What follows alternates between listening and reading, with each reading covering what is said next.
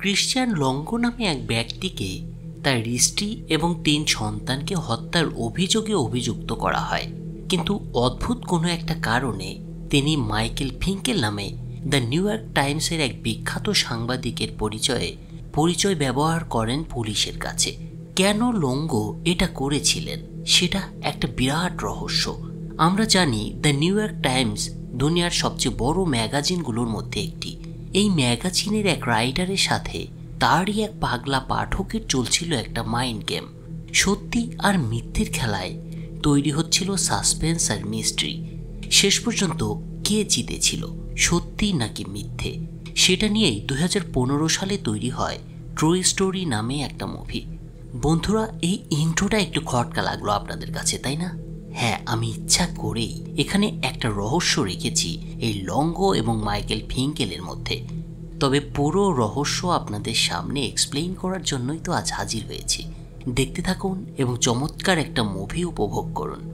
কাহিনীর শুরুতেই আমরা একজন লোককে দেখতে পাই যার নাম ছিল ক্রিশ্চিয়ান লঙ্গো। এই লোকটির উপরে তার স্ত্রী সহ 3 বাচ্চাকে হত্যার অভিযোগ আনা হয় এবং সেই অভিযোগের প্রেক্ষিতেই পুলিশ তাকে একদিন গ্রেপ্তার করে। কিন্তু গ্রেপ্তার হওয়ার পর সে পুলিশকে তার আসল নাম বলে না। এটা সে কেন করেছিল সেটা একটা চরম রহস্য। তবে আরও অবাক করা ব্যাপার হলো, নিজের পরিচয় তো সে লুকিয়েছিলই, উপরন্তু তার নাম পুলিশের কাছে বলেছিল মাইকেল ফিঙ্কেল। এখন প্রশ্নটা হচ্ছে, কে এই মাইকেল ফিঙ্কেল এবং লঙ্গো কেন তার নাম ব্যবহার করতে গেল? এটাই আমরা সামনে দেখতে চলেছি। আপনারা হয়তো ভেবেছেন ফিঙ্কেলের কোনো অস্তিত্বই নেই। ক্রিশ্চিয়ান লঙ্গো অনেকটা মন গড়াভাবে তার নাম পরিচয়টা পাল্টেছে, কিন্তু মোটেই সেটা নয়। এই ফিঙ্কেলের অস্তিত্ব আছে এবং সেটা ভালোভাবেই আছে। মাইকেল ফিঙ্কেল ছিলেন দ্য নিউ ইয়র্ক টাইমসের একজন বিখ্যাত রিপোর্টার। যে দিনটার ঘটনাটা মুভিতে দেখানো হয়েছে সেদিন মাইকেল তার 9 নম্বর আর্টিকেল লিখছিল, যেটা সে করছিল ম্যাগাজিনের কভার পেজে প্রকাশ করার জন্য। মাইকেল ফিঙ্কেলের আর্টিকেলটা যথারীতি দ্য নিউ ইয়র্ক টাইমসের কভার পেজে একদিন প্রকাশিত হয়, কিন্তু এটাই সবচেয়ে বড় একটা সর্বনাশ বয়ে আনে। আর্টিকেলটি প্রকাশিত হওয়ার পর মাইকেলের বস তাকে ফোনে একদিন অফিসে এসে তার সঙ্গে দেখা করতে বলে। মাইকেলের বস ছিলেন দ্য নিউ ইয়র্ক টাইমসের এডিটর। মাইকেল অফিসে যখন পৌঁছান তখন তার বস তাকে বলেন, তুমি যে আর্টিকেলটা লিখেছ সেটা একটা ফিকশনাল। আসলে তুমি চেয়েছো সবাই তোমার গল্পের উপরে ফোকাস করুক, তোমার গল্পটা সবাই পড়ুক, আর সস্তা জনপ্রিয়তা পাওয়ার জন্যই এমনটা তুমি করেছো। কিন্তু তোমার একটা বিষয় ভাবার ছিল, নিউ ইয়র্ক টাইমস কখনোই কাউকে সস্তা জনপ্রিয়তা দেয় না। তুমি জার্নালিজমের বেসিক প্রিন্সিপালটাই ব্রেক করেছো মাইকেল। বসের এসব কথায় মাইকেল ফিঙ্কেলের মনটা খারাপ হয়ে যায়। এরপরে দুর্ভাগ্যবশত তার চাকরিটাও চলে যায় সেদিন। দ্য নিউ ইয়র্ক টাইমস থেকে এক প্রকার তাকে বের করেই দেওয়া হয়। এই ঘটনাটা মাইকেলের জীবনে একটা অভিশাপ বয়ে নিয়ে আসে যেন। অনেক দুশ্চিন্তায় পড়ে যায় মাইকেল।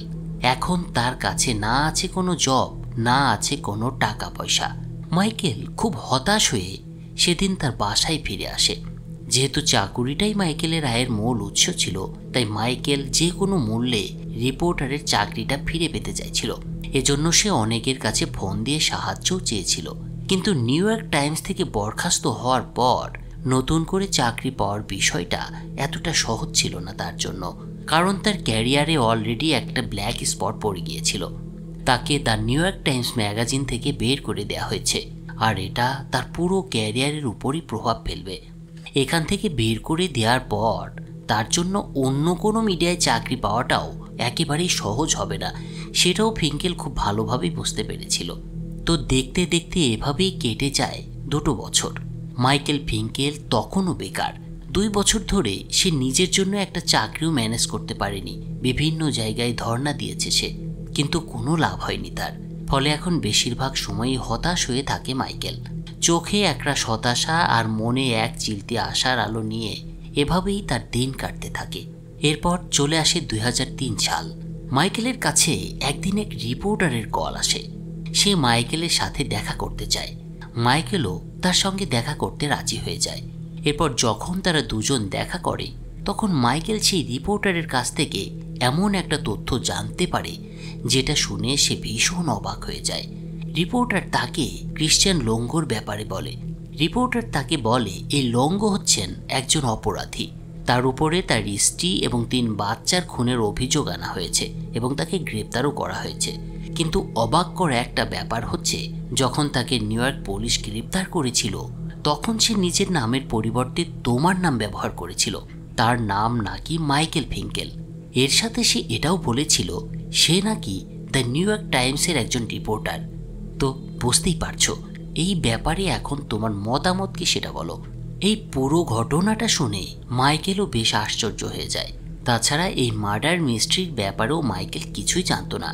সব কিছু শুনে মাইকেল সিদ্ধান্ত নেয় সে ক্রিশ্চিয়ান লঙ্গোর বিষয়টি নিয়ে রিসার্চ করবে এবং তার থেকে একটা গল্প তৈরি করবে। সে এই স্টোরিটাকে সে নিজে নিজেই ডেভেলপ করবে এবং শেষ পর্যন্ত সে চেষ্টা করবে এটা দিয়ে তার ক্যারিয়ারের সম্মানটাকে ফিরে পাওয়ার। মূলত মনের ভেতর একটা চাপা আশা নিয়েই মাইকেল একদিন লঙ্গোকে একটা চিঠি লেখে। চিঠিতে সে লিখে সে লঙ্গোর সঙ্গে দেখা করতে চায়। এইবার হয়তো ভাগ্যটা মাইকেলের সহায়ী ছিল, কারণ সে লঙ্গোর কাছ থেকে খুব দ্রুতই চিঠির উত্তরও পেয়ে যায়। চিঠিতে লঙ্গো বলেছে তার সঙ্গে দেখা করতে রাজি আছে সে। এরপর আমরা দেখি মাইকেল লঙ্গোর সাথে জেলখানায় দেখা করতে এসেছে। একসময় দুজন দুজনার সামনে গিয়ে বসে, তবে লঙ্গোর আচরণ দেখে মনে হচ্ছিল মাইকেলকে দেখে সে একটু অবাক হয়নি, বরং মনে মনে সে খুশি হয়েছে এবং মাইকেলের জন্যই অপেক্ষা করছে। তো দেখা হওয়ার পরে মাইকেল প্রথমেই যেটা লঙ্গোর কাছে জানতে চায় সেটা হচ্ছে লঙ্গো কেন নিজের নামের পরিবর্তে পুলিশের কাছে তার নামটা ব্যবহার করেছে এবং কেন লঙ্গো নিজের পরিবর্তে মাইকেলের পরিচয়টা ব্যবহার করেছে। তার কথার উত্তরে লঙ্গো জবাব দেয়, আমি সবসময় ম্যাগাজিনে তোমার আর্টিকেল পড়তাম, আমি তোমার নিয়মিত একজন আর্টিকেল ভক্ত, যেটা আমার অনেক পছন্দ ছিল। এজন্য পুলিশ যখন আমাকে গ্রেপ্তার করে তখন আমি নিজের নামের জায়গায় তোমার নামটা বলেছি। লঙ্গোর এই কথাটা মাইকেলের কাছে কতটা বিশ্বাসযোগ্য হলো সেটা ঠিক বোঝা যাচ্ছিল না, কিন্তু তারপরও লঙ্গোর কাছে তার পুরো কাহিনীটা জানতে চায় মাইকেল ফিঙ্কেল। তার কথায় লঙ্গো তাকে কিছু বলতে রাজি হয়ে যায়। তবে এই লঙ্গো এখানে মাইকেলকে 2টো শর্ত দেয়। মাইকেল যদি 2টো শর্তে রাজি হয় তবেই সে তাকে তার জীবনের সব ঘটনা খুলে বলবে। লঙ্গোর প্রথম শর্তটা ছিল যতক্ষণ পর্যন্ত তার ট্রায়াল শেষ না হবে ততক্ষণ পর্যন্ত মাইকেল তার সম্পর্কে কোনো কিছুই কাউকে বলতে পারবে না। আর দ্বিতীয় শর্তটা হচ্ছে মাইকেল তাকে তার মতো লিখতে শেখাবে। আসলে লঙ্গো মাইকেলের আর্টিকেল এতটাই পছন্দ করত যে সেও তার মতো ভালো একজন রাইটার হইতে চাইত। লঙ্গোর কথায় মাইকেল তার 2টি শর্তেই রাজি হয়ে যায়। সেদিনের পর থেকে মাইকেল ফিঙ্কেল লঙ্গোর সাথে নিয়মিত দেখা করতে শুরু করে এবং অনেকবারই তারা সেই জেলেই দেখা করে। তারপর থেকে লঙ্গো সম্পর্কে মাইকেল অনেক কিছু জানার চেষ্টা করেছে, কিন্তু মাইকেল যখনই লঙ্গোর অপরাধের ব্যাপারে জানতে চেয়েছে তখন লঙ্গো সবসময় সেটাকে এড়িয়ে গিয়েছে। এভাবেই চলছিল দুজনের যোগাযোগ। নিয়মিত দেখা হওয়া সত্ত্বেও এর মধ্যে লঙ্গো কয়েকবার মাইকেলকে তার ঠিকানায় চিঠি লিখে পাঠিয়েছে, যেখানে সে নিজের সম্পর্কেও অনেক কিছু বলেছিল। একদিন লঙ্গো মাইকেলকে 80 পেজের একটা নোটবুক লিখে পাঠায়। সেখানে সে তার জীবনের সেই সব ভুলগুলো সম্পর্কে লিখেছিল যেগুলো তার পুরো জীবনটাকেই বদলে দিয়েছিল। লঙ্গো এই নোটবুকের নাম দিয়েছিল রং টার্ন। মাইকেল যখন রং টার্ন পড়া শুরু করে তখন সে বুঝতে পারে যে তার আর লঙ্গোর আর্টিকেল লেখার ধরন হুবহু এক। যে ধরনের স্কেচ মাইকেল তার আর্টিকেলে আঁকত সেই একই ধরনের স্কেচ লঙ্গো তার নোটবুকে এঁকেছিল। মাইকেল ফিঙ্কেল এটা দেখে এবার অনেক ইমপ্রেসড হয়ে যায় এবং আবার একদিন ক্রিশ্চিয়ান লঙ্গোর সাথে দেখা করতে জেলে গিয়ে পৌঁছায়। এভাবেই অনেকগুলো মাস কেটে যায়। একদিন মাইকেল লঙ্গোকে জানায়, আমি তোমার ব্যাপারে কোনো আর্টিকেল লিখতে চাই না, কারণ তোমার কাহিনী এমন যে এটাকে এক আর্টিকেলে শেষ করা যাবে না। মাইকেলের কথা শুনে লঙ্গোর এবার মনটা খারাপ হয়ে যায়। সে একটু হতাশই হয়ে পড়ে। তার চেহারায় এই হতাশার ছাপ স্পষ্ট লক্ষ্য করে মাইকেল। আর তখনই মাইকেল তাকে আবার জানায় যে লঙ্গোর ব্যাপারে লেখার জন্য কোনো আর্টিকেল যথেষ্ট নয়। সে লঙ্গোকে নিয়ে একটা বই লিখতে চায়, কিন্তু তার জন্য মাইকেলকে তার সব ব্যাপারে জানাতে হবে। এটা শুনে লঙ্গো এবার অবাক হয়ে যায়, সেই সাথে সে অনেক খুশিও হয়। মাইকেল তখন তাকে বলে, তোমাকে সবকিছু সত্যি সত্যি বলতে হবে। তুমি কি তোমার স্ত্রী আর বাচ্চাদের সত্যিই খুন করেছিলে? লঙ্গ মাইকেলের কথা শুনে তাকে পরিষ্কারভাবে একটা কথাই বলে যে সে তাদের হত্যা করেনি। এরপর আমাদেরকে দেখানো হয় লঙ্গকে আদালতে তোলা হয়েছে। প্রথম ট্রায়ালের দিন তার উপরে তার স্ত্রীসহ 3 সন্তানকে হত্যা করার বিষয়ে শুনানি শুরু হয়। জাজ তাকে এই ব্যাপারে প্রশ্ন করলে লঙ্গ এবার সরাসরি সব স্বীকার করে না, তবে একটু ঘুরিয়ে উত্তর দেয়। সে জাজকে বলে সে শুধু তার স্ত্রী এবং এক বাচ্চার মৃত্যুর জন্য দায়ী। মোটামুটি এতটুকু স্বীকারোক্তি নিয়েই সেদিনের মতো ট্রায়াল শেষে লঙ্গকে আবার জেলে পাঠানো হয়। অন্যদিকে মাইকেল যখন লঙ্গর আদালতে এই স্বীকারোক্তির বিষয়টা জানতে পারে এবং সে জানতে পারে যে লঙ্গ স্বীকার করেছে তার স্ত্রী ও বাচ্চার মৃত্যুর জন্য সেই দায়ী, তখন মাইকেলের মাথা গরম হয়ে যায়। সে অনেক রেগে যায়, কারণ লোকটার পেছনে মাইকেল এতদিনে অনেক সময় ব্যয় করেছে, কিন্তু সে তার কাছে বলেছিল সে কাউকেই হত্যা করেনি, আর এখন আদালতের সামনে সব স্বীকার করলো কেন? মাইকেল তারপর লঙ্গর সাথে দেখা করে। সে তাকে সরাসরি জিজ্ঞাসা করে, তুমি বলেছিলে কাউকে তুমি খুন করনি, কিন্তু তুমি জাজের কাছে বলেছ যে তুমি তোমার স্ত্রী এবং বাচ্চার মৃত্যুর জন্য দায়ী। তুমি আমার কাছে মিথ্যে বলেছ কেন? আমি আর তোমার কথায় বিশ্বাস করব না। মাইকেলের কথায় লঙ্গ এবার অদ্ভুতভাবে হাসতে থাকে, আর হাসতে হাসতেই সে মাইকেলকে বলে, তুমি আমার অনেক ভালো বন্ধু। আমি একজনকে বাঁচাতে চেষ্টা করছি, যার নাম আমি তোমাকে এই মুহূর্তে বলতে পারবো না, আর তোমাকে আমার কথায় বিশ্বাস রাখতেই হবে। লঙ্গর কথায় মাইকেল এবার বেশ কনফিউজ হয়ে যায়। সে আসলে বুঝতে পারছে না কি করবে। তার কি লঙ্গর কথায় বিশ্বাস করা উচিত নাকি উচিত নয়? এসব ভাবতে ভাবতে মাইকেল যখন সেখান থেকে বাইরে বের হয়ে আসে, তখন তার দেখা হয় একজন ডিটেকটিভের সাথে। ইনি হচ্ছে সেই ডিটেকটিভ যে লঙ্গকে গ্রেপ্তার করেছিল। তার সঙ্গে দেখা হওয়ার পর ডিটেকটিভ তাকে বলে, লঙ্গ একজন ধূর্ত ব্যক্তি। সে ইচ্ছাকৃতভাবেই কোর্টকে অন্যদিকে প্রবাহিত করছে। ইচ্ছে করে জেনে শুনেই সে কোর্টকে এটা বলেছে যে সে শুধুমাত্র তার স্ত্রী এবং এক সন্তানকে খুন করেছে। সে তার অন্য 2 বাচ্চাকে খুন করেনি, আর এটা সে স্বীকারও করেনি। কোর্টের রায় সে অন্যদিকে ঘুরিয়ে দিতে চাইছে। লঙ্গ তোমাকে যা যা বলেছে আমার ধারণা তার সবকিছুই আসলে মিথ্যা। সে অনেক চালাকির সাথে কাজগুলো করছে। তোমার ওকে সাপোর্ট করা একদমই উচিত নয়। ডিটেকটিভ মাইকেলকে আরও বলে, লঙ্গ আজ পর্যন্ত তোমাকে যা যা বলেছে তোমার সব উচিত সেগুলোকে কোর্টে জানানো। তুমি সরকারের পক্ষে সাক্ষী হয়ে যাও, এতে তোমারই মঙ্গল হবে। কিন্তু মাইকেল তাকে জানায় এটা সে করবে না, কারণ সে লঙ্গকে ওয়াদা করেছে ট্রায়াল শেষ না হওয়া পর্যন্ত সে কাউকেই কিছু বলতে পারবে না ক্রিশ্চিয়ান লঙ্গর ব্যাপারে। কিন্তু ভিতরে ভিতরে মাইকেল নিজেও অনেক দ্বিধায় পড়ে গিয়েছিল।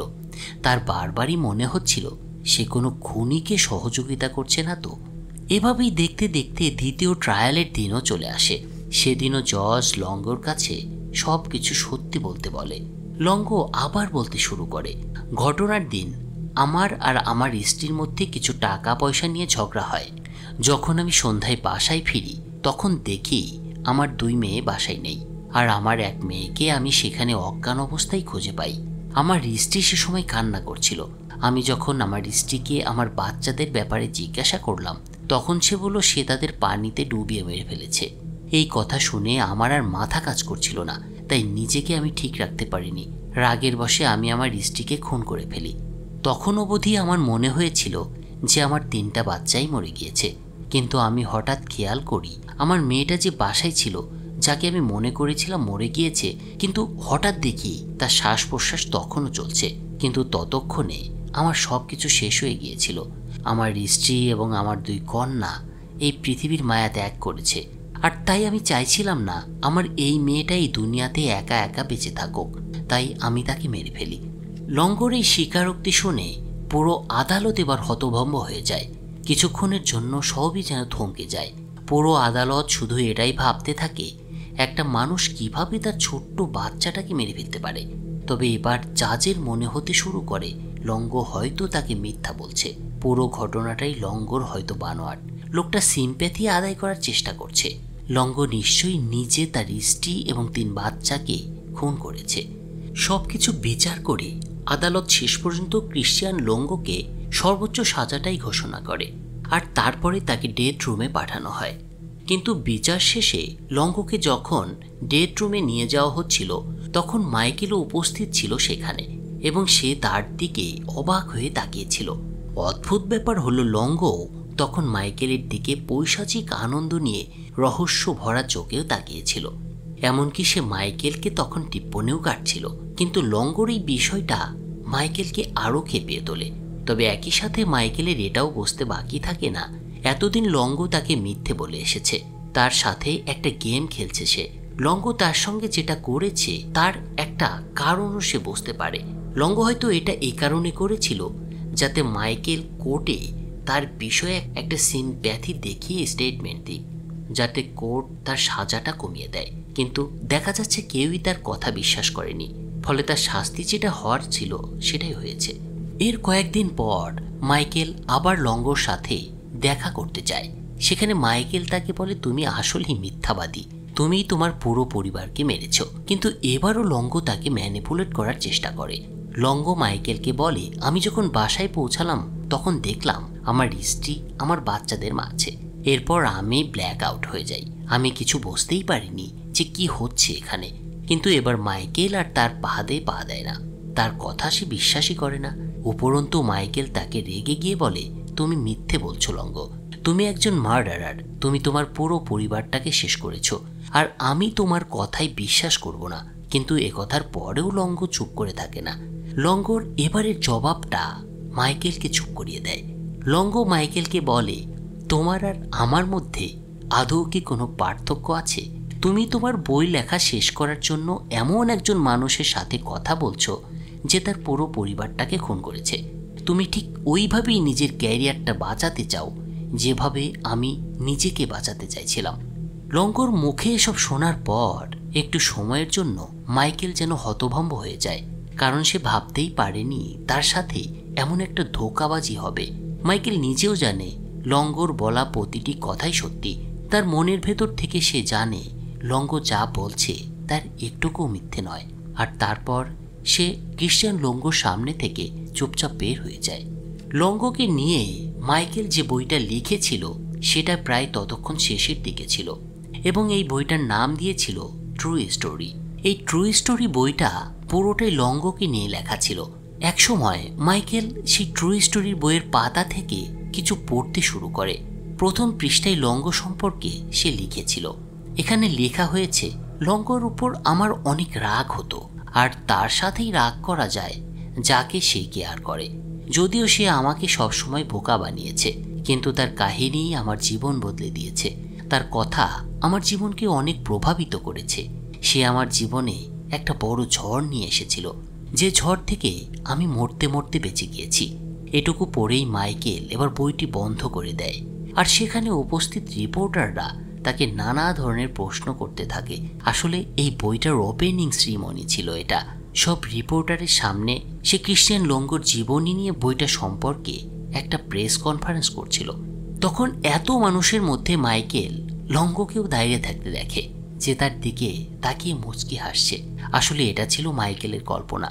কল্পনায় লঙ্গো তাকে বলছে, আমি আমার ফ্রিডম হারিয়েছি, কিন্তু তোমাকেও হয়তো কিছু না কিছু হারাতে হয়েছে। লঙ্গোর এই কথার মাইকেল কোনো জবাব দিতে পারে না। এই ঘটনার বেশ কয়েকটা বছর পেরিয়ে যায়। কাহিনী চলে আসে আরও সামনে। এখানে আমরা দেখতে পাই ক্রিশ্চিয়ান লঙ্গো তার সব দায় স্বীকার করে নিয়েছে। সে স্বীকার করে নিয়েছে তার পুরো পরিবারের মৃত্যুর জন্য সেই দায়ী। আর এদিকে মাইকেল লঙ্গোর কারণে একজন সাকসেসফুল রাইটার হয়ে উঠেছে, কিন্তু সে আর কখনোই নিউ ইয়র্ক টাইমসে ফিরে যায়নি। আর অন্যদিকে আমরা লঙ্গোকে দেখি সে জেলে বসে আর্টিকেল লিখছে, আর তার আর্টিকেল বিখ্যাত হয়েছে। এমনকি নিউ ইয়র্ক টাইমসেও তার আর্টিকেল প্রকাশিত হয়েছে।